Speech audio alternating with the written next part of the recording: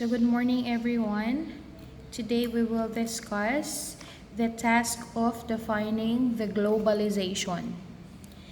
Alright, since its first appearance, so yung first appearance ng globalization in the Webster Dictionary in 1961, many opinions about globalization have flourished.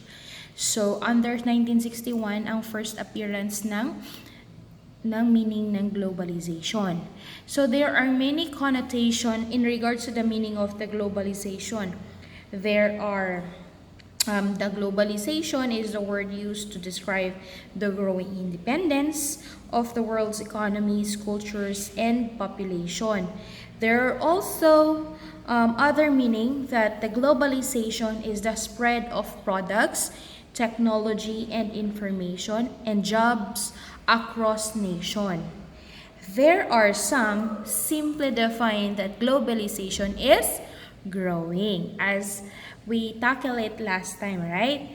So maraming meaning na binigay ang globalization, but the first appearance was in 1961 on Webster Dictionary. All right. So in order to deepen our understanding in regards to the globalization, there are two literature on the definition of globalization that reveals that definition could be classified as either number one, broad and inclusive, and number two is narrow and exclusive. So we talk about first the broad and inclusive. Under this one, under the first literature of defining the globalization is the broad and inclusive, and under this one is the statement of OHMAE. OHMAE offered in 1992, and he stated that globalization means the onset of the borderless world. Okay, what does OHMAE statement means? Alright, it means when we say borderless world, it is about the distribution and enabling individuals in different location with different expertise and needs or preferences to have similar access to information, resources, and opportunity. Alright, regarding on this one, it means borderless. It means without barrier, without conflict. Okay? Infinity. Kasi ang mundo daw, infinity sa information, sa resources, because hindi siya nawawala, nade-develop because of the change. And the change is because of the time. Right? So, for example of this, a perfect example that globalization means the onset of the borderless world, perfect example nito ipasok natin si internet. We all know that technology sa sinaunang panahon does exist, pero hindi ganun ka-high-tech. We are now facing the 21st century and we are facing internet, okay? Ang internet is perfect example of borderless world. Globalization, na ang globalization means the onset of the borderless world because ang internet allows for the aggregation and the globalization of markets, and the internet also provides or providing new opportunities for business and consumer itself. Not only for the business and consumer, it also provides information that we need. Just one click away, nandyan na yung answer. Mga relatives natin na palayo sa atin, instead na pen pal, magsulat-sulat pa, maghintay ka pa maghintay ka pa ng response niya. So you have to use the internet in order to communicate. Okay? You have to use the internet in order to identify the mga culture, the tradition, the people itself, the information of the country, etc. and especially the goods and services under economy. Alright, second, internet is also a key drive of innovation and productivity growth because it reduces transaction costs and enables businesses to better utilize existing resources. So, ang internet, kagaya ngayon, imbis na mag-display ka, for example, ukay-ukay. Imbis na mag-display ka, imbis na magbayad ka ng renta for your display ng mga ukay-ukay mo, why not use the internet? Doon ka, ang iba dito, magla-live selling dito, doon, live selling ng pre-loves, live selling ng bags, live selling ng mga ukay-ukay, ng mga damit, ng etc. ng mga nila live sell. So, by that, sa internet, nagre-reduce yung cost, reduce ang time, may efficiency. So it means unlimited yung resources. All you have to do is to set up the internet, set up your device or gadget, and then the floor is yours.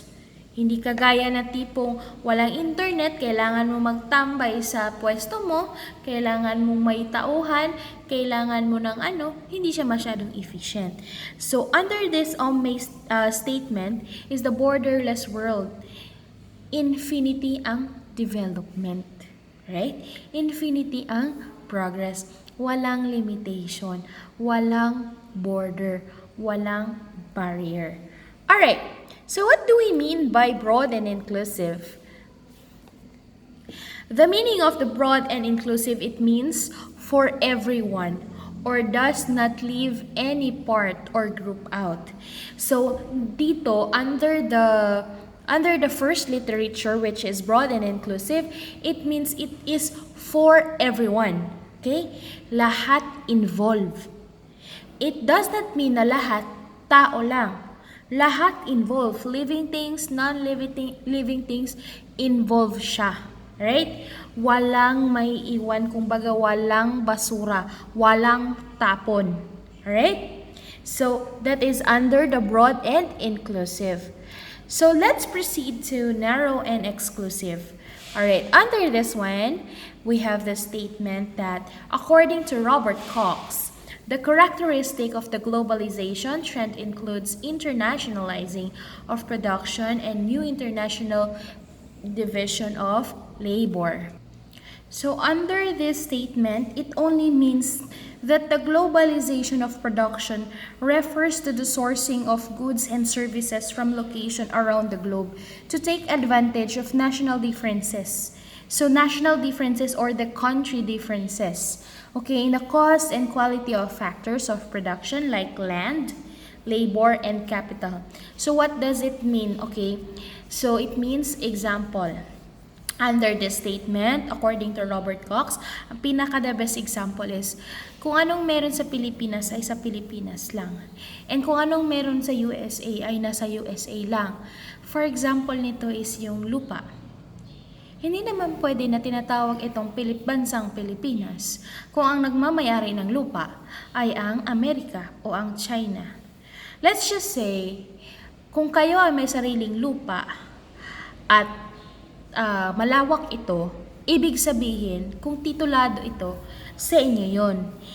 It is for you and intended for you kasi nga sa'yo yun, nakapangalan sa'yo. Okay? Lupa ito ni Juan. Ang kay Juan ay kay Juan. Hindi magiging lupa yan ni Pedro kasi hindi naman nakapangalan yan kay Pedro. Maliban na lang kung nanakawin niya yan at ipapangalan kay Pedro. So, ganun yon. Ibig sabihin, si narrow and exclusive na meaning ng globalization, it means private. It means restricted or limited to a person, group, or area concerned. And it is not available to everyone because, okay? Bakit kaya hindi siya available to everyone? Kasi nga, may pagmamay-ari. May boundaries. Okay? Under this broad and narrow and exclusive, may boundary siya. May border. Dito napapasok yung mga land territory, sea territory, air territory. Dito siya napapasok sa narrow and exclusive. For example, the land na area ng Philippines is, example lang ito is 1 hectare lang. So, ang another 1 hectare, hindi na yun siya sa Philippines. Pag lumampas ka sa 1 hectare, ibig sabihin, lumampas ka sa limitation mo. Okay?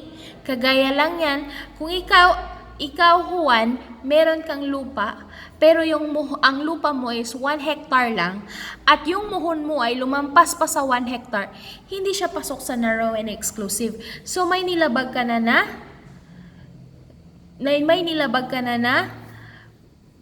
property. Okay? May nilabag ka na concern, or hindi na yun available para sa'yo kasi sa kabilang tao na yon o sa kabilang pagmamayari na yon. Ibig sabihin, yung lupa mo Juan is private lang yun para sa'yo kasi sa iyo yun, nakapangalan sa iyo.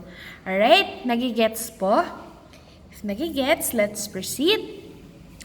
So, according to Ritzer of 2015, globalization is a transplanetary process or a set of processes involving increasing liquidity and the growing multidirectional flows of people, objects, places, and information, as well as the structures they encountered and create that are barrier to or expedite those flows.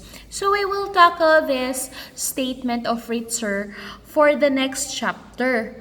So this one is just pahapyaw lang for this chapter. So in order to deepen our understanding regarding on Ritzer's statement, let's conceptualize what globalization is. Okay? Let's conceptualize what globalization is. Alright. We have 3 under the conceptualization of globalization. The first one is transnational. Next one is transnationality. And the last one is globality. Okay. What does transnational means? Transnational is the first process of the conceptualization of the globalization. It means process that interconnect of individual and social groups. What do we mean by transnational? This is the first step. So ito yung tipong bumubuo ka ng individual. Ito yung process na binubuo mo yung, for example, sarili mo. Okay? Bago mo babuo ang isang grupo, bubuuhin mo muna ang sarili mo. Right? So, under that one, individual, which means transnational. Binubuo o kinokonekta yung sarili. Right? Next, the transnationality. After mo mabuo ang sarili mo, ngayon bubuo ka ng panibagong community. Okay, transnationality is the rise of the new community and formation of new social identities of today's world. So after mo mabuo ang sarili mo under transnational, bubuuhin natin ang community under transnationality. Again, transnational is yung sarili mo, individual. It means individual. Next is, pag nabuo na natin yung social group, we are now facing the formation of the community, which is under the transnationality. From individual to community, and then after that one is the globality. It means the omnipresence of the process of globalization. Siya ang pinaka-last process ng globalization, the globality itself. And it signifies social condition. Nandito na yun lahat. Nandito na si individual, nandito na si community, nandito si group, nandito si change, nandito si process, progress, and development. Nandito si economics, politics, at lahat na mga nag-link under globalization. Alright? So for Ritzer's statement of 2015, we will tackle that one in order to deepen our understanding in regards to his statement. We will tackle that one on for our next chapter. I hope guys you learned something from me today. Stay safe everyone, as the cases of the patient of COVID-19 is now raising here in Puerto Princesa. I hope you stay well and stay safe everyone. Have a great day ahead. Bye-bye.